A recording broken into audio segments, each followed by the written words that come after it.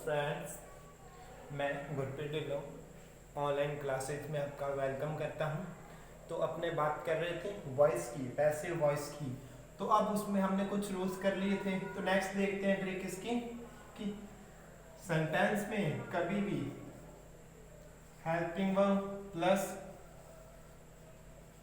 Going plus to I plus verb की first form I. ये ध्यान रखना, टू के बाद हमेशा फर्स्ट फॉर्म ही आती है, लिखने की जरूरत नहीं है। कोई भी रूल काम नहीं करेगा, कुछ भी नहीं होगा, कोई भी टॉपिक है टू के बाद हमेशा फर्स्ट फॉर्म आएगी तो आएगी ही। ऐसा आए तो उसे जब हम पैसिव में चेंज करेंगे तो हम कैसे करेंगे, ध्यान रहे, helping verb plus going plus two plus first form हो तो हम उसको इस टाइप से चेंज करके हेल्पिंग वर्ब लगाएंगे,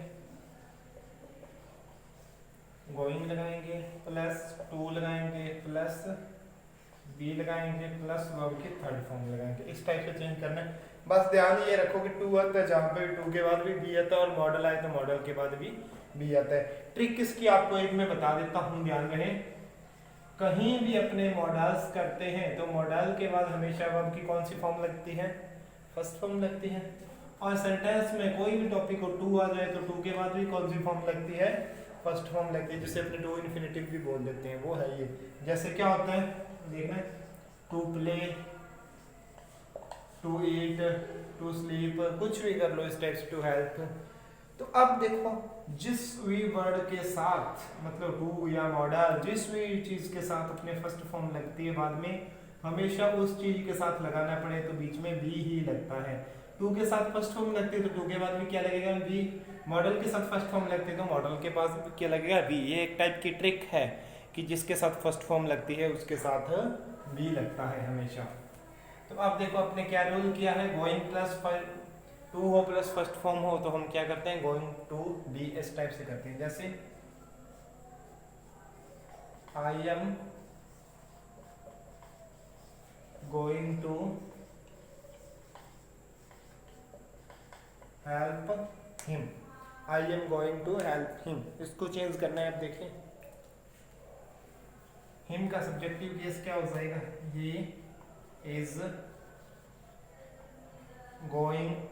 अब देखो हिम का सब्जेक्टिव केस ही, फिर एम आ गया, इज एम आर, ध्यान में रखिए, इज एम आर, ये तीनों एक साथ होते हैं, चेंज हो सकते हैं। तो आई के साथ एम था तो वी के साथ क्या हो गया, इज।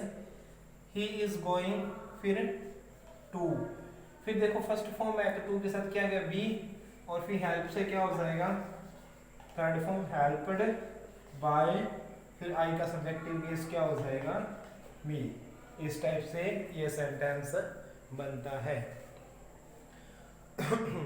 तो स्टूडेंट्स, एक तो ये हो गया, दोबारा से रिवाइज करवा देता हूँ। देखो, जिस भी सेंटेंस में कोई भी हेल्पिंग वर्ब हो, ध्यान रहे, हेल्पिंग वर्ब प्लस क्या हो, गोइंग हो, प्लस क्या हो, टू हो, तो अपने क्या करेंगे, नेक्स्ट में आगे क्या हो, फर्स्ट फॉर्म हो। तो इनको चेंज करने के लिए बस ज्यादा जरूरत नहीं है आपको, गोइंग टू का ही ध्यान रखना और कुछ भी नहीं है, गोइंग टू का ध्यान रखोगे।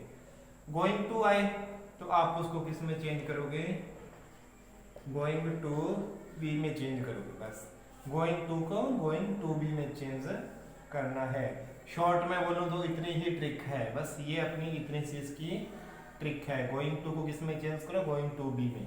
बाकी अपने को पता है थर्ड फॉर्म तो लगती है, फर्स्ट फॉर्म की जगह थर्ड फॉर्म अपने लगा देंगे। अब देखो क्या था, गोइंग टू था तो इसको किस में किया था, गोइंग टू बी में। आई था तो आई का ऑब्जेक्टिव केस मी बन गया। अब हिम था, ऑब्जेक्टिव केस था तो इसका सब्जेक्टिव केस ही बन गया। आई के साथ एम लगता है लेकिन ई के साथ एम नहीं लगा सकते तो हमने क्या लगा दिया, इज लगा दिया। हेल्प की थर्ड फॉर्म हेल्पड हो गया और बाय लग गया, बस। और इसमें कुछ भी नहीं है ऐसा। नेक्स्ट देखें,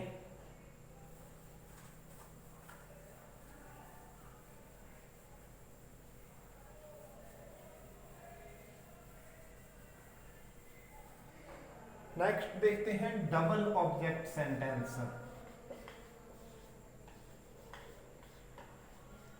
डबल ऑब्जेक्ट सेंटेंस ये क्या होते हैं, कैसे होते हैं। जिस सेंटेंस के अंदर दो ऑब्जेक्ट होते हैं, तो स्टूडेंट्स हमने क्या देखा था, एक तो था व्हाट और एक था हाउ। इन दोनों से मिला के, मतलब इन दोनों से हम क्वेश्चन करें तो हमें क्या मिलता है, आंसर में जो भी वर्ड मिलेगा वो अपना ऑब्जेक्ट होएगा। जैसे देखिए, सॉरी हाउ नहीं, होम लिखना था, मैंने गलत लिख दिया, होम। इन दोनों से मिला के अपने को, या इन दोनों से क्वेश्चन करने को अपने को मिलेगा ऑब्जेक्ट मिलेगा, जो भी इसका आंसर होगा। अब देखिए, शी टीच अस। अब देखो, हु टीच अस, हमें कौन पढ़ाती है, शी पढ़ाती है, तो शी क्या है, सब्जेक्ट, शी क्या करती है, पढ़ाती है, तो टीच क्या होगी वर्ब। और देखो हुम मतलब किसको पढ़ाती है, हमें पढ़ाती है, तो हम क्या हो गए, ऑब्जेक्ट। अगर ऐसे बोले शी टीच अस इंग्लिश, इस टाइप से बोले तो देखो व्हाट, अब इंग्लिश को हटा के एक बार व्हाट लगा के देखो, शी टीच व्हाट मतलब कि वो क्या पढ़ाती है, या फिर व्हाट डज शी टीच मतलब वो क्या पढ़ाती है, तो अपने क्या बोलेंगे, शी टीच इंग्लिश। क्या पढ़ाती है, इंग्लिश। किसको पढ़ाती है, हमें पढ़ाती है, तो इससे वर्ड से आंसर क्या आ रहा है, अपना इंग्लिश आ रहा है। तो वही बात है सेम कि अब इंग्लिश भी क्या है, इसमें ऑब्जेक्ट है, दो ऑब्जेक्ट निकल रहे हैं। अब एक तो ये हमें पढ़ाती है, दूसरा क्या है, इंग्लिश पढ़ाती है, दो ऑब्जेक्ट निकल रहे हैं, तो ये क्या है, 1 नंबर ऑब्जेक्ट, ये क्या है, 2 नंबर ऑब्जेक्ट। अब देखो जहां पे दो ऑब्जेक्ट आते हैं तो लोग क्या बोलते हैं, एक को कहते हैं डायरेक्ट ऑब्जेक्ट और एक को क्या कहते हैं, इनडायरेक्ट ऑब्जेक्ट। लेकिन अपने ये डायरेक्ट इनडायरेक्ट के कंफ्यूजन में नहीं पड़ेंगे, बिल्कुल सिंपल तरीके से बताऊंगा कि आप देखो अस, एक तो होता है ना, अपने बीइंग्स की बात करते हैं, बीइंग्स मतलब सजीव निर्जीव वाले से, लिविंग, और एक क्या होते हैं, नॉन लिविंग। अपने इनको अलग अलग देखेंगे, लिविंग ऑब्जेक्ट कौन सा है और नॉन लिविंग कौन सा है। ध्यान रहे, जिस भी सेंटेंस के अंदर दो ऑब्जेक्ट आते हैं उसमें एक लिविंग ऑब्जेक्ट होता है और एक नॉन लिविंग होता है। अस देखो, हमें, हम क्या है, सजीव हैं, तो अस क्या है, लिविंग ऑब्जेक्ट है। इंग्लिश क्या है, निर्जीव है, तो इंग्लिश क्या है, नॉन लिविंग ऑब्जेक्ट है। ध्यान रहे, एक लिविंग होगा और एक नॉन लिविंग होगा, हमेशा ही ऐसे होता है। अब देखो इन दोनों को चेंज करते हैं, अपने रूल या जो ट्रिक है वो क्या है हमारी, कि ऑब्जेक्ट को हम क्या बनाते हैं, सब्जेक्ट बनाते हैं। लेकिन कंफ्यूज हो गए, ऑब्जेक्ट दो है हमारे पास, इसको सब्जेक्ट बनाया तो ये ऑब्जेक्ट नाराज हो जाएगा, इस ऑब्जेक्ट को सब्जेक्ट बनाया तो क्या ये ऑब्जेक्ट नाराज हो जाएगा। तो चलो हम बारी बारी से दोनों ऑब्जेक्ट को सब्जेक्ट बना देते हैं, नाराज किसी को नहीं हम करेंगे। तो अब इधर देखिए, पहले इसको अस को बना देते हैं, कौन से, लिविंग ऑब्जेक्ट को क्या बना देते हैं, सब्जेक्ट बना देते हैं, अस को। अब अस का सब्जेक्टिव केस क्या होता है, टेबल में देखिए वी, तो अपने क्या करेंगे, वी। अब देखो टीच फर्स्ट फॉर्म है तो इज बार लगेगा वी, और वी आर हो गया। फिर देखो फर्स्ट फॉर्म है तो इसको हमेशा थर्ड में लिखना होता है, तो इसको क्या करेंगे, टॉट। फिर ध्यान रखो, अस को तो चेंज कर ही दिया, यहां ले आए, और इंग्लिश बचा है, और वर्ब के बाद सेकंड ऑब्जेक्ट वैसा का वैसे ही रख दो, इंग्लिश। फिर क्या आएगा, बाय, और फिर क्या, शी का ऑब्जेक्टिव केस क्या हो जाएगा, हर। रिपीट कर रहा हूं, ध्यान से देखिए, अस से हमें बनाना है तो हम क्या करेंगे, अस का सब्जेक्टिव केस क्या होगा, बी। फिर देखो फर्स्ट फॉर्म है तो फर्स्ट फॉर्म के लिए क्या आता है, इज, एम, आर, यही आता है फर्स्ट फॉर्म के लिए। तो हम क्या करेंगे, वी के साथ क्या लगेगा, आर लगेगा। टीच की थर्ड फॉर्म टॉट, फिर जो बचा वो ऑब्जेक्ट है वर्ब के बाद वो डायरेक्ट वो रख दो, फिर बाय, फिर शी का ऑब्जेक्टिव केस क्या हो जाएगा, हर। अब क्या हुआ, इस ऑब्जेक्ट से तो बता दिया, अब ये जो हमारा नॉन लिविंग ऑब्जेक्ट है ये बच गया। अब इसको करते हैं, अब देखो इंग्लिश को, इंग्लिश का कोई सब्जेक्टिव ऑब्जेक्टिव केस नहीं होता क्योंकि वो प्रोनाउन का होता है, ये इंग्लिश नाउन है, इंग्लिश। फिर देखो इंग्लिश सिंगुलर है तो इज एम आर में से क्या लगाएंगे, इज, फिर टॉट। अब देखो हमें क्या है, इंग्लिश को तो यूज कर ले, अस बचा है तो यहाँ अपने को क्या लगाना है, अस लगाएंगे। लेकिन एक ध्यान रखोगे, सीधा अस नहीं लगाओगे। सीधा अस क्यों नहीं लगेगा, अस लिविंग ऑब्जेक्ट है, और वर्ब के बाद जब भी लिविंग ऑब्जेक्ट को आप लगाओगे तो आप क्या करोगे, टू लगेगा उसके साथ, to us by her.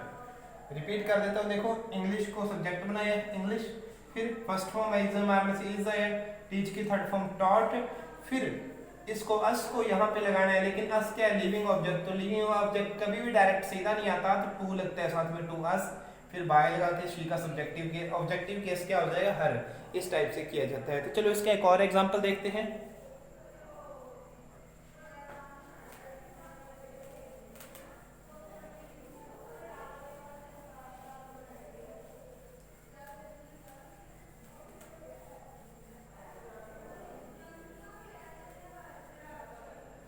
Next देखते हैं इसका और एग्जांपल।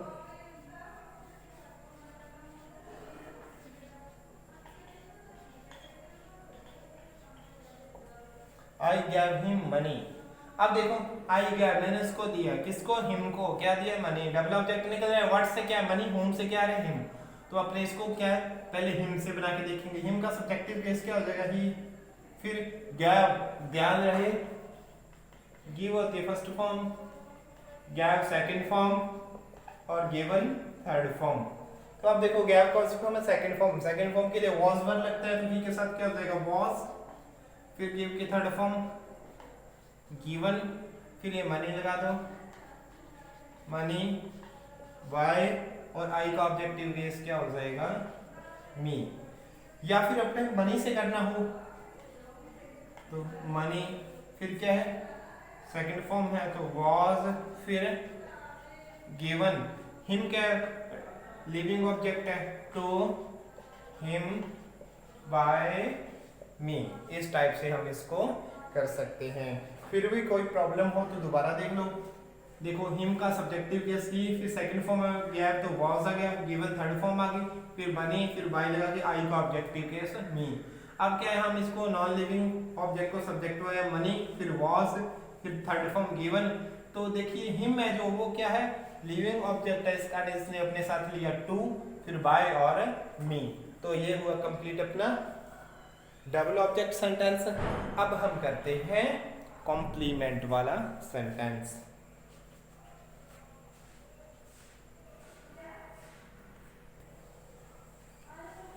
तो स्टूडेंट्स अब हम बात कर रहे हैं कॉम्प्लीमेंट की। कॉम्प्लीमेंट जिसका अर्थ क्या था? पूरक। अपने कई बार किसी को बोलते हैं थैंक्स फॉर कॉम्प्लीमेंट, वो ये पूरक नहीं होता, वो तारीफ करना होता है कॉम्प्लीमेंट। और उसका अर्थ क्या होता है? यहाँ पर आई लगता है, वहाँ पे ई नहीं होता, ध्यान रखना, वो COMPLIMENT होता है कॉम्प्लीमेंट। ये अलग है कॉम्प्लीमेंट, वो अलग होता है। फिर देखें कॉम्प्लीमेंट पूरक क्या होता है? ये एक ऐसा शब्द होता है जो किसी भी नाउन या प्रोनाउन के क्या होता है? अर्थ को स्पष्ट करता है, या इसके बिना कोई भी नाउन प्रोनाउन अधूरा है। अगर नाउन है प्रोनाउन अधूरा है तो मतलब इसके बिना सेंटेंस अधूरा है। जैसे मैं बताता हूं,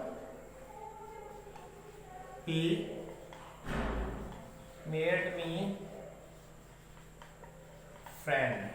अब फ्रेंड को छोड़ो एक बार, ही मेड मी, उसने मेरे को बनाया। मेरे को क्या बनाया? अभी पकड़ के बंदा भी बनाया जाता है कई बार। तो ही मेड मी, उसने मेरे को बनाया। क्या बनाया? मेरे को पता ही नहीं। ये देखो मी शब्द क्या अधूरा है, लेकिन मी को क्या बनाया? फ्रेंड बनाया। तो मी को क्या है? इस कॉम्प्लीमेंट ने कंप्लीट किया, पूरा किया। इसका कॉम्प्लीमेंट क्या हुआ? पूरक। और देखो ये कॉम्प्लीमेंट के कारण मी का अर्थ पड़ गया, मतलब मी को कोई कीमत मिल गई कि मी क्या बना है? फ्रेंड बना है।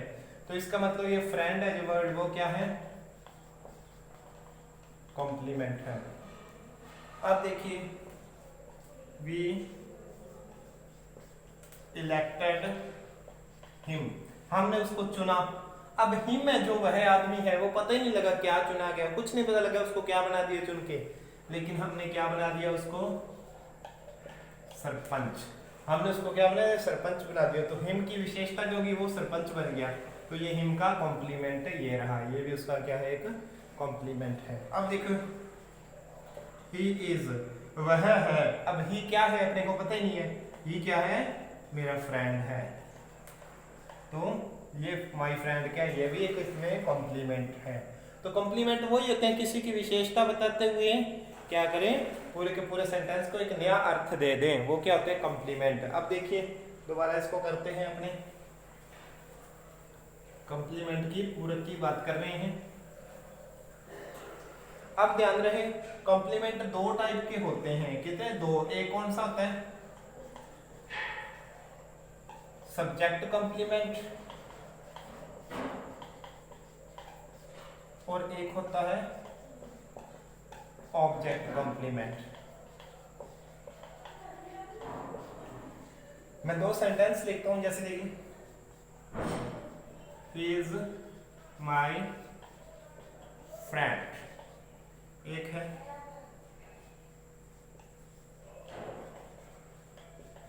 He made me friend. अब देखो ही इज, वह है, वह क्या है? ही क्या है, मेरा फ्रेंड है। इसमें कंप्लीमेंट क्या है, मेरा फ्रेंड, ये है ना। तो आप देखो ही की विशेषता, ही क्या है, मेरा फ्रेंड है। तो माई फ्रेंड यहाँ पर विशेषता किसकी, ही की बता रहा है। ही क्या है, सब्जेक्ट। तो इसका मतलब जो माई फ्रेंड है वो क्या है, सब्जेक्ट का कंप्लीमेंट है। मतलब क्या है, वो सब्जेक्ट कंप्लीमेंट है। अब देखो ही मेड मी, उसने मेरे को बनाया। मेरे को क्या बनाया, मेरी विशेषता है कि मेरे को क्या बनाया, फ्रेंड बनाया। तो मी क्या था, ऑब्जेक्ट, और ऑब्जेक्ट का कंप्लीमेंट है फ्रेंड। फ्रेंड की किसकी विशेषता बता रहा है, मी की बता रहा है। तो ये क्या है, कंप्लीमेंट है किसका, ऑब्जेक्ट का। तो इसको हम क्या बोलेंगे, ऑब्जेक्ट कंप्लीमेंट। इस टाइप से दो टाइप के कंप्लीमेंट होते हैं। चलो अब हम कंप्लीमेंट वाले सेंटेंस को पैसिव वॉइस में चेंज करते हैं।